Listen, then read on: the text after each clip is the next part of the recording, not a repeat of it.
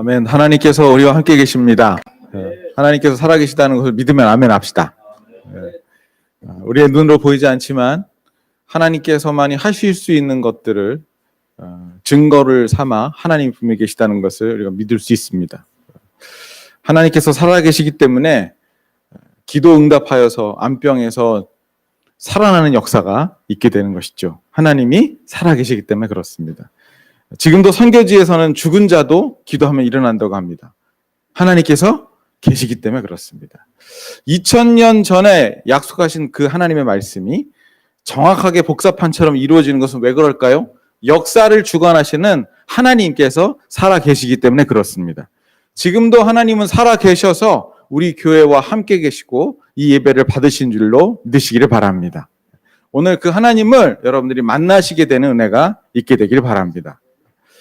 여호수아서를 보게 되면 가나안 땅으로 들어간다 약속을 해주시고 난 다음 정탐꾼을 보내게 됐죠. 그 보고를 받고 난 다음에 여호수아는 이스라엘 백성들에게 뭔가를 명령하기 시작합니다. 3장 1절을 같이 한번 읽도록 하겠습니다. 3장 1절 읽겠습니다. 시작.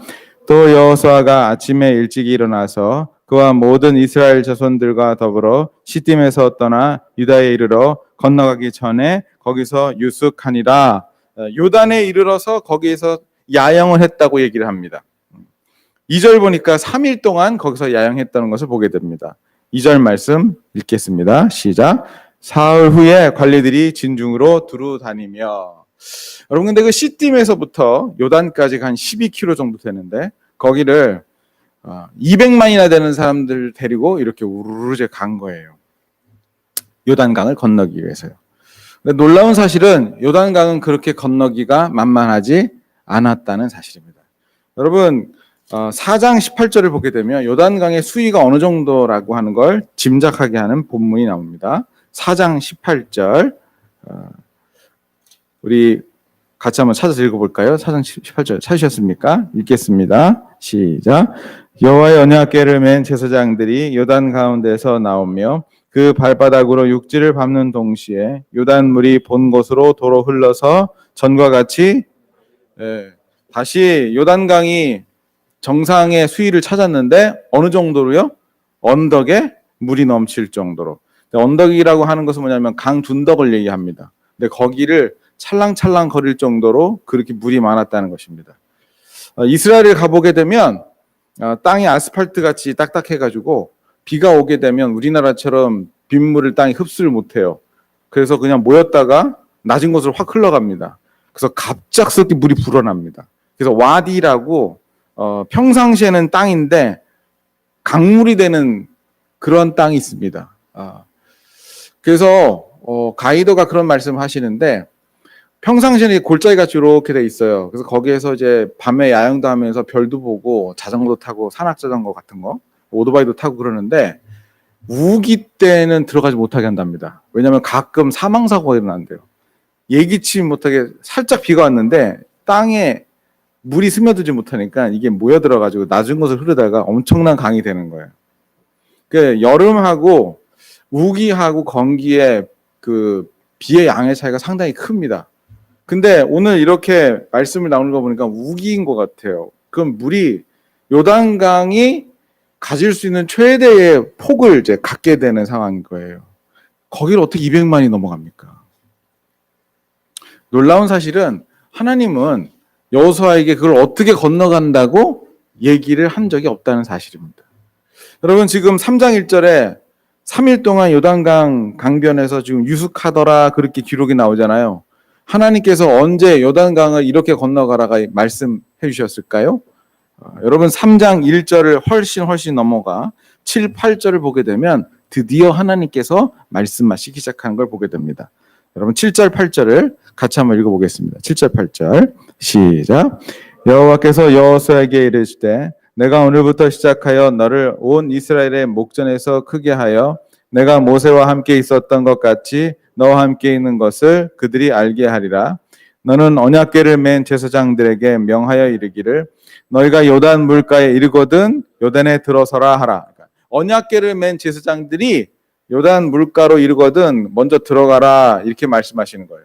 그러면 이제 뒤에 보면 물이 그치게 되고 마른 땅을 건너가게 되는 것이죠. 근데 그거를 하나님께서 언제 얘기해요? 요단 강가로 가기 전에 아니면 가고 난 후에? 가고 난 후에, 훨씬 후에 그 얘기를 해줘요. 저는 이것을 보면서 여호수아가 200만을 무슨 심정으로 데려갔을까 그 생각이 들더라고요. 하나님께서 적각 뿌리는 땅을 주기로 약속했어요. 그건 오케이. 하나님께서 나와 함께 계시겠다고 약속했어요. 그것도 오케이. 그런데 이 철렁철렁거리는 요단강물을 어떻게 건너가죠? 그거는 아무 얘기를 안 해주시는 거예요. 사실은 현실적으로 그 강 건너는 게 급선무일 수 있잖아요. 하나님께서 나에게 축복 주신다는 거 알지요. 지금 당장 500만 원 없는 게 더 큰 문제잖아요. 이런 거 경험해 보셨나요? 하나님께서 나를 지극히 사랑하시다는 거 알죠. 근데 지금 당장 30만 원 월세 낼 게 없는 거예요. 하나님께서 나를 지명하여 불렀나니 너는 내 것이라 한 건 맞죠. 그런데 현실에 너무 팍팍한 삶이 나를 힘들게 하는 거예요. 하나님께서 그렇게 역사하신 것이 있고 하나님께서 약속하신 것이 있는데 나는 그런 거예요. 여호수아에게 말씀해 주신 거예요. 여러분 1장을 보게 되면 얼마나 가슴 따스합니까? 여호수아에게 일러 가라사대 강하고 담대하라. 내가 모세와 함께 있었던 것처럼 너희와 함께 있으리라 이렇게 말씀하시는 거예요.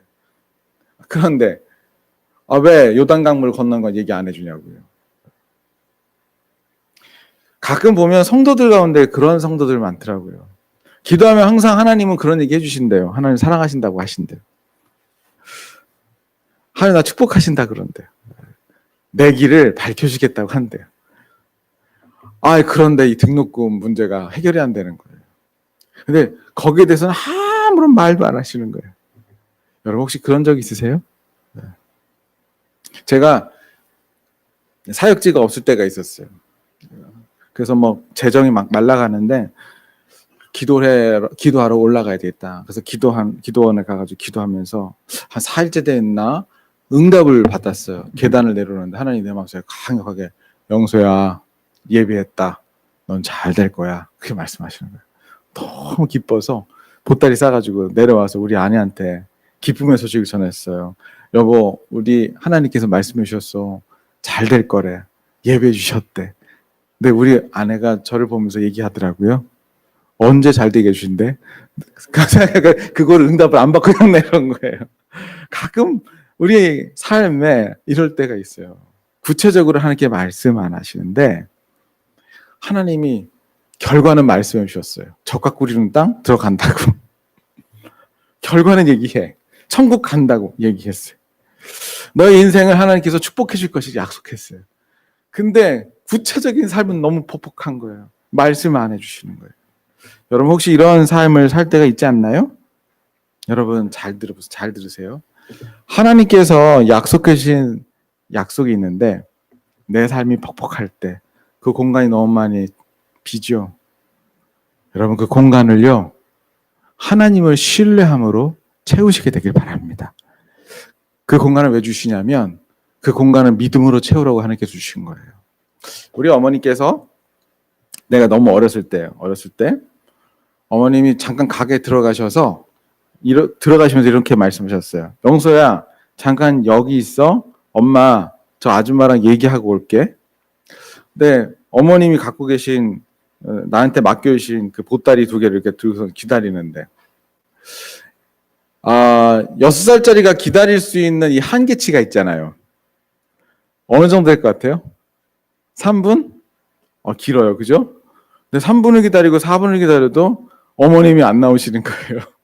근데 내가 기다리고 있었어요. 계속. 어머님이 분명히 말씀하셨어. 영서야 갔다 올게라고. 우리 엄마는 반드시 돌아올 거야. 그 3분, 4분 아이들이 견딜 수 없는 그 시간을 난 뭘로 채우고 있었냐면 어머님이 하신 말씀을 신뢰함으로 그 시간을 채우고 있었어요. 결국엔 내가 울면서 들어갔지만 가끔 저는 그 생각을 가끔 떠올려요. 주님이 말씀하셨는데 구체적으로 하나님께서 해주시겠다고 그러셔서 그걸 믿고 있는데 현실이 팍팍할 때 하나님께서 이 일들을 이루실 것을, 어머니께서 돌아오실 것을 기대함으로 기다리듯이 하나님께서 이 약속을 지키실 것을 기대함으로 그 빈 시간과 공간을 믿음과 신뢰로 채워야 되겠다 하는 것이죠. 여러분들 삶 가운데 이런 일들이 있으신 분들을 오늘 예수 그리스도 이름으로 축복하는데요. 저는 여러분들 마음속에 오늘 새로운 믿음을 부어주시게 되는 은혜가 있게 되길 바랍니다. 옆에 있는 사람에게 서로 얘기해 볼까요? 하나님을 신뢰하는 당신 되기를 축복합니다. 시작. 하나님을 신뢰. 네. 네, 여러분 근데 이런 생각 안 드세요? 하나님 왜 그러실까? 그냥 건너는 방법을 가르쳐 주지 왜 안 가르쳐 주고 믿음으로 채우게 할까? 그 이유가 있어요. 여러분들 하나님이 하신 일을 보게 하기 위함입니다. 하나님은 여러분들의 눈동자로 보는 게 아니에요. 여러분 눈을 크게 떠서 하나님 보세요. 보이나? 안 보여요. 하나님은 영이세요. 그래서 여러분들이 가지고 있는 눈으로는 절대로 볼 수 없어요. 여러분들의 지각으로 그분을 가늠할 수 없어요. 그분이 하신 일을 그러나 볼 수 있어요. 믿음의 눈으로 본다고요. 하나님께서 그걸 나에게 주기 위해서 우리들에게 믿음으로 채우는 시간들을 허락하실 때가 있습니다. 아브라함에게도 그러셨어요. 하나님께서 아브라함에게 약속하시죠. 아들이 있겠다고. 아멘 하고 받았어요. 창세기 12장에 축복하시죠. 너는 복의 근원이 될 거다. 아멘. 그래서 내가 지시할 땅으로 가라. 아멘. 가요. 20년이 지났는데 약속하신 아기가 없어요. 자기 아내의 생리가 끊어졌는데 아기가 없어요. 25년을 기다리고 100살이 됐는데 아기가 없어요.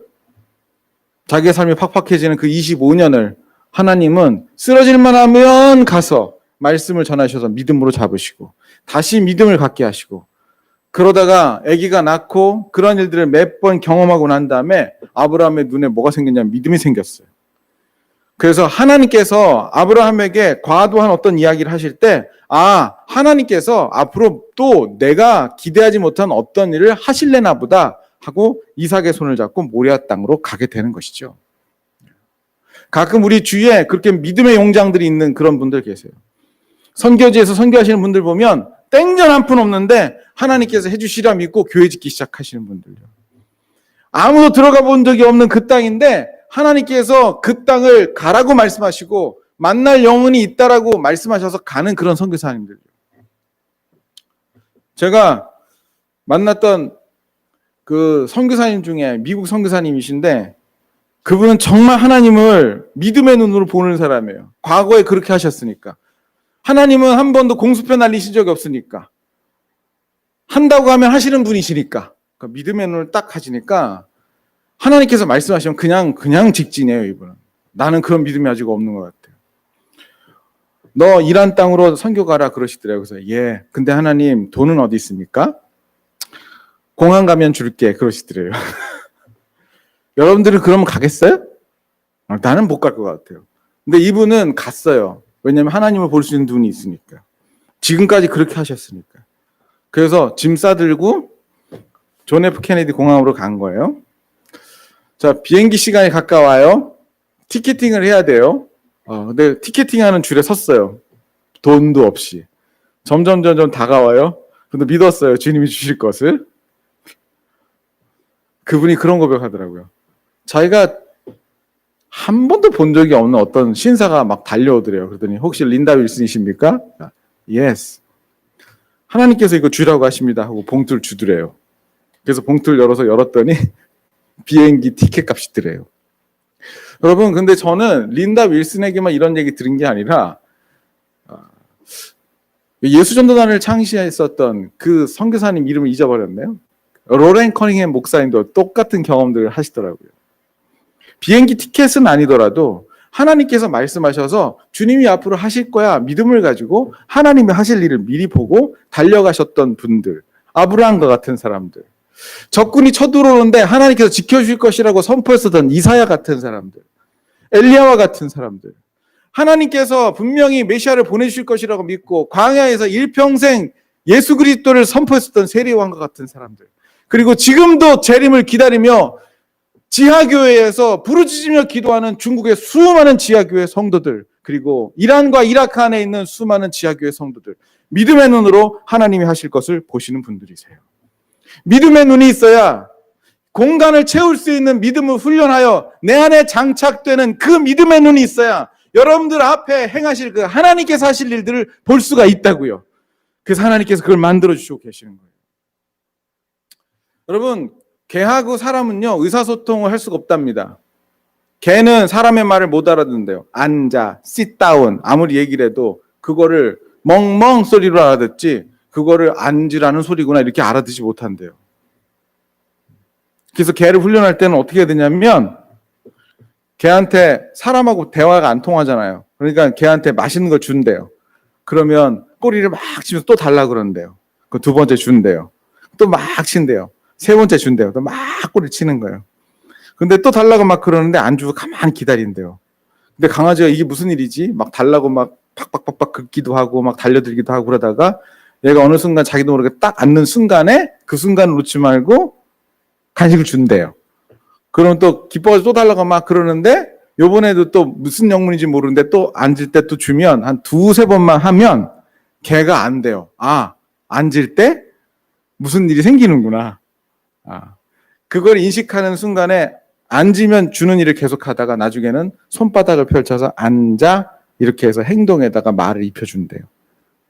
이런 식으로 강아지가 앉게도 하고 뛰기도 하고 뒹굴게도 하고 자기 방으로 들어가기도 하는 훈련을 하는데 주인이 그냥 이제는 말로 앉아 그래도 앉고 주인이 말로 집에 들어가 하면 집에 들어가는 거예요. 강아지하고 사람은 의사소통을 할 수가 없어요. 그런데 이런 식으로 경험하여서 이것이 무슨 메시지인지 가르쳐 주니까 강아지도 사람 말을 알아듣기 시작하는 거예요. 저는 가끔 하나님을 믿는 사람들의 소통 방법도 이런 것 같다는 생각을 성경을 통해서 자주 느낍니다. 하나님께서 말씀으로 음성을 주시기도 하는데 하나님께서 어떤 일을 할 것인지 어떤 성품을 가졌는지 이것을 믿음으로 장착시키기 위해서 하나님은 말씀하시고 침묵하면서 퍽퍽한 삶을 주시는 거예요. 그리고 그 공간을 믿음으로 채워내는 일들을 할 때 마치 강아지가 앉았다가 먹이를 먹듯이 믿음으로 반응할 때마다 하나님은 하나님이 하실 수 있는 기적의 문을 열어주신 것을 한 번, 두 번, 세 번, 네 번 경험할 때 이 사람 안에 새롭게 생기는 눈이 생겨요. 믿음의 눈이요. 하나님이 하시는 일을 볼 수 있는 눈이요. 그래서 똑같이 재정이 없는데 이 사람 좌절하지 않아요. 하나님 볼 수 있는 눈이 생겼으니까. 똑같이 온 땅에 IMF인데 이 사람 좌절하지 않아요. 하나님을 보는 눈이 있으니까. 모든 사람이 죽어가고 기독교가 핍박을 받는데 이 사람 좌절하지 않아요. 하나님께서 하실 일을 볼 수 있는 눈이 생겼으니까. 마지막 때에 여러분과 저에게 필요한 눈이 뭔지 아세요? 이 세상을 어떻게 지혜롭게 뚫고 살아나갈까? 이 각박한 세상에 어떻게 내가 생존해 살아갈까? 이거는 이슬람교도들도 하는 거고 불교인들도 하는 거고 심지어 이태원에 가서 동성연애를 하는 그 사람도 그런 생각을 하고 살아요. 이 마지막 때에 예수 믿는 사람들이 해야 될, 장착해야 될 생각과 마음이 있다면 그것은 이 공간을 메울 믿음과 신뢰를 가지고 있는 사람, 그것이 한 번, 두 번, 세 번 쌓여서 하나님을 볼 수 있는 눈으로 장착된 시각을 가진 그 사람이 필요한 거예요. 난 여러분들에게 그 믿음의 눈이 생기게 되기를 주님의 이름으로 축복합니다. 제가 지난번에 말씀드렸는데 신뢰는요 쌓아가는 거예요. 성경 공부 8주 과정 했다고 그 사람 믿음 생기지 않아요. 많이 해봤어요. 성경 공부.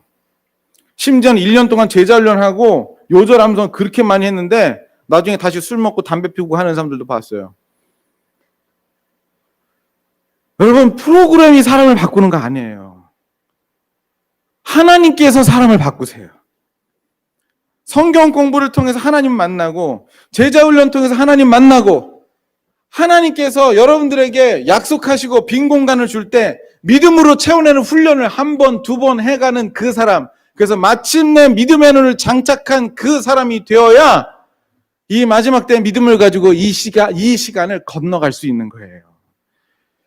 여러분, 하나님 앞에 어려운 시간들을 혹시 보내고 계시다면 그 어려운 시간을 믿음으로 채우시게 되길 바랍니다. 그리고 그 눈을 가지세요. 계속하세요. 신뢰를 쌓아가세요. 그리고 앞으로도 또 하실 것이다 라는 믿음의 눈을 마침내 가지시는 여러분 되기를 축복합니다. 여러분, 가끔 하나님께서 우리에게 기적을 주실 때가 있죠.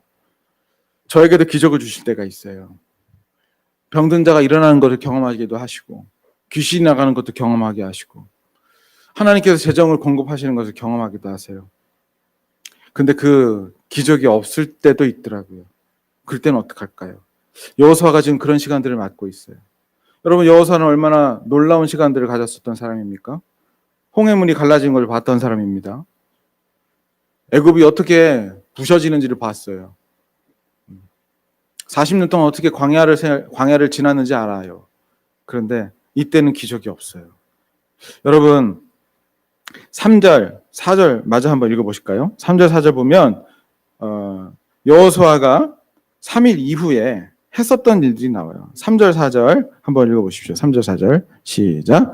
백성에게 명령하여 이르되 너희는 레위 사람 제사장들이 너희 하나님 여호와의 언약궤 매는 것을 보거든 너희가 있는 곳을 떠나 그 뒤를 따르라.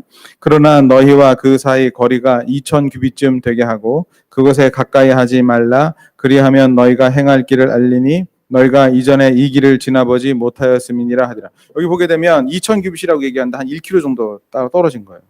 그러니까 법궤가 1km 앞에 가고 뒤에 이스라엘 백성들이 따라가라는 겁니다. 여러분, 이건요 여호수아가 40년 동안 계속 봤던 거예요. 이스라엘 사람들은 진을 치고 난 다음에 이동을 할 때는 제일 먼저 하나님 법궤가 앞장섭니다.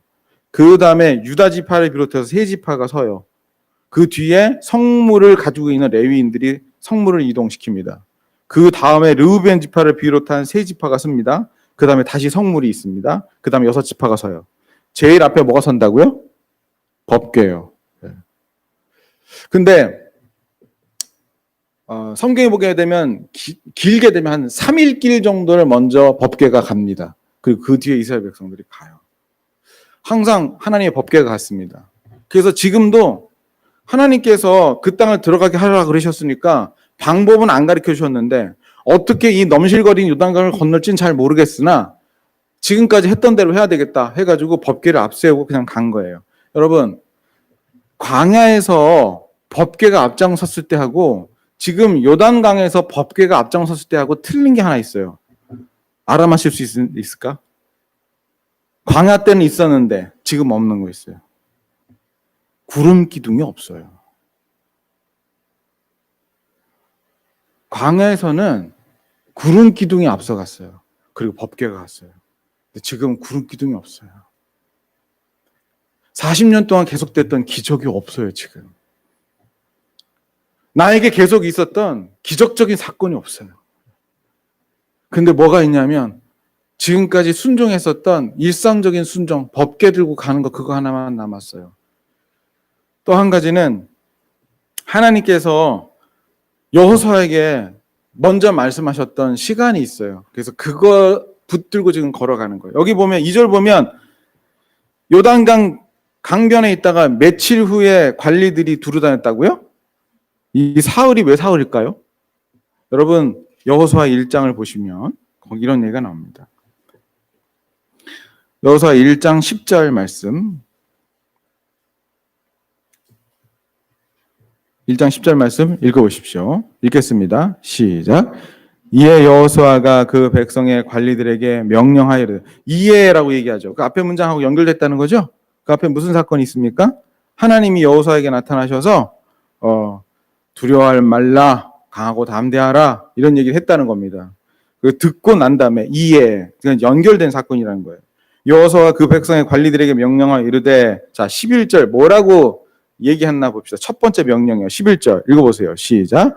진중에 두루 다니며 그 백성에게 명령하여 이르기를 양식을 준비하라. 사흘 안에 너희가 이 요단을 건너 너희 하나님 여호와께서 너희에게 주사 차지하게 하시는 땅을 차지하기 위하여 들어갈 것입니다. 여러분, 사흘이 어디서부터 나왔을까요? 하나님을 만나면서 거기서부터 들었을 가능성이 많아요. 왜 사흘이에요? 하나님께서 말씀하셨어요. 그거 하나 들었어요. 그래서 요단강 앞에 서가지고 며칠 후에? 사흘 후에. 근데 하루가 지나도 아무 음성 없어. 이틀이 지나도 아무 음성 없어. 사흘이 됐어요. 근데 젖과 꿀이 흐르는 땅 들어간다고 약속하셨다는 거 알고 있고, 하나님께서 사흘 후에 들어가게 하겠다는 걸 알고 있어요. 근데 구름 기둥도 없고 아무런 기적도 없어요. 그럼 뭐 해요? 하나님께서 지금까지 말씀하셨던 것을 믿고 언약궤 앞장서서 들어가는 거예요. 그래서 뒤에 보게 되면 언약궤 맨 사람 보고 앞에 나아가라고, 강가로 들어가라고 그렇게 여호수아가 얘기하는 장면이 나와요. 기적도 없고요. 여러분들에게 뭐 특별하게 막 확 하고 어떤 은혜 부어주는 그런 일들이 없잖아요. 여러분 매 주일 예배마다 은혜 받을 때도 있지만 그렇지 못할 때도 있잖아요. 여러분들의 인생에 한번 막 폭풍이 치듯이 한 눈물이 막 쏟아지듯이 하나님께서 막 은혜 주셨던 그런 때도 있지만 그렇게 되지 않을 때도 있어요. 드라이한 때도 있다고요. 여호수아처럼 구름 기둥이 움직였을 때가 있는가 하면 구름 기둥도 없이 언약궤만 덜렁덜렁 갈 때도 있다고요. 그런데 바로 그 순간에 기적이 없을 때, 나에게 촉촉한 어떤 것이 없을 때, 그러나 여전히 하나님의 약속이 있을 때 내가 해야 될 최선의 방법은 무엇인가? 그건 지금까지 나에게 주셨던 하나님의 말씀에 집중하는 거예요. 사흘 안에 들어가리라 했던 말씀에 여호사는 집중하고 있었어요. 40년 동안 언약궤를 앞장세우고 갔었던 레위기에 있는 그 말씀에 여호수아는 집중하고 있었어요. 더 이상 하나님의 음성이 들리지 않았을 때는 지금까지 주셨던 하나님의 말씀을 꼭 붙드시는 여러분 되시기를 주님의 이름으로 축복합니다. 여러분 지금 요즘에 어떤 음성 들으세요?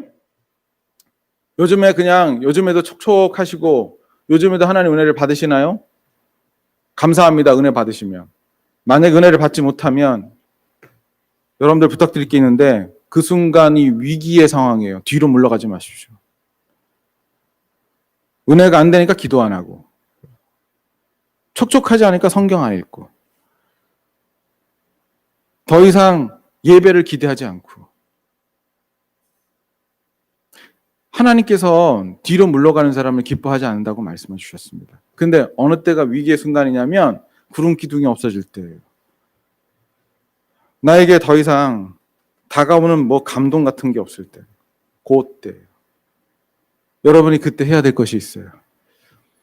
여전히 여러분들의 마음속에 분명히 살아있는 말씀으로 자리한 그 말씀을 여러분들 여전히 붙들고 계셔야 돼요. 쉬지 말고 기도하라. 말씀하신 거 붙드셔야 돼요. 하나님을 경외하는 삶을 살아라는 시편의 말씀을 여러분 붙드셔야 돼요.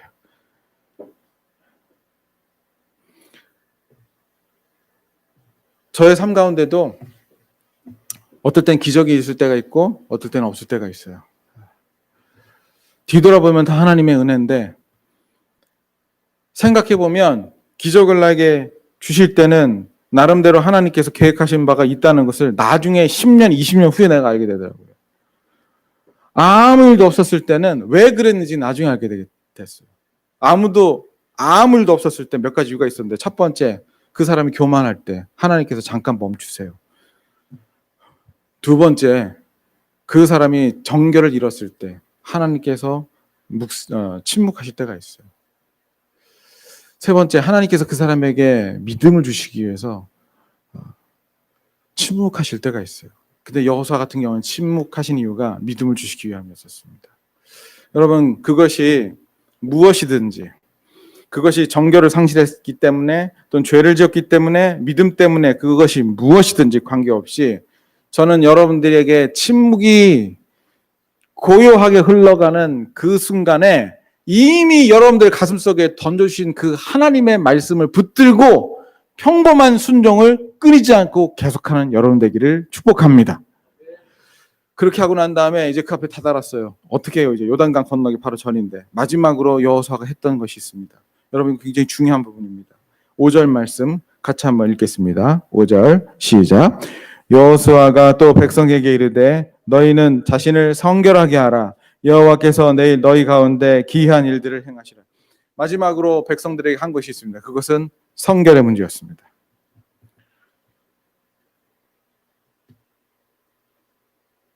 여러분, 예수님께서 이런 말씀하셨어요. 마음이 정결한 자는 복이 있나니 저가 하나님을 볼 것이며, 다시요, 마음이 정결한 자는 복이 있나니 저희가 하나님을 볼 것이며. 마음에 세상이 가득한 사람이 하나님을 봤다는 얘기를 한 번도 들은 적이 없어요. 마음속에 주식만 가득하고 말이에요. 마음속에 어떻게 이 세상을 행복하게 엔조이할까 가득한 사람이 뭐가 보이겠어요? 세상에 엔조이가 보이지. 안경이 때로 가득한데 세상이 밝게 보이겠어요? 흐리흐리하게 보이지. 카메라를 찍으려고 보니까 뿌예, 렌즈가 지문이 묻어가지고 얼룩덜룩한데 그게 깨끗한 사진이 나오겠어요? 마음에 엉뚱하게 잔뜩 있는데 그 사람이 어떻게 하나님을 봐요? 그게 잔뜩 있는데 하나님이 나를 모른 척한다고 세상에 어디에다가 그런 하소연을 해요? 성경은 얘기하고 있어요. 마음이 정결한 자가 하나님 본다고. 거꾸로 하면 뭐예요?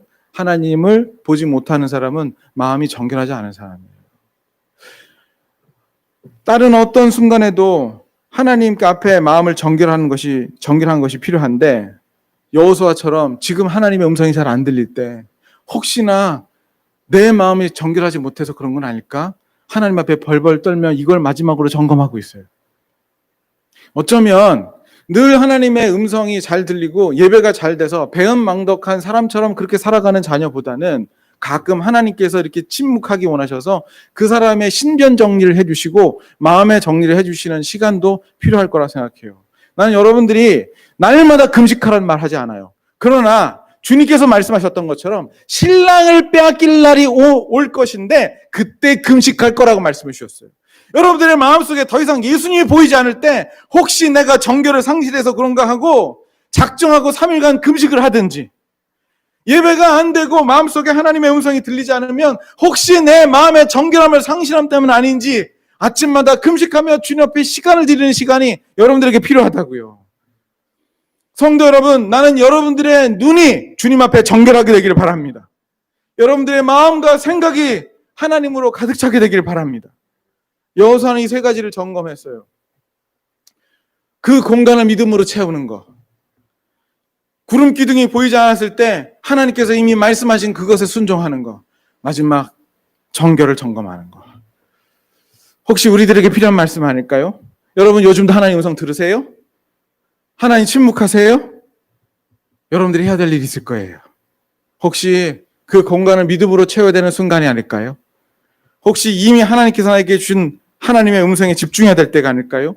혹시 여러분들의 마음속에 있는 지저분한 것들 내던지기 위하여 금식하며 여호와 앞에 머무는 시간이 필요하지 않을까요?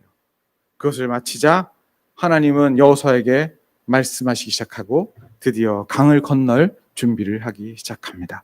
여러분들이 건널 강이 요단 강물처럼 넘실거려도 하나님은 그보다 강력하시니 넘어가게 하실 수 있으실 겁니다.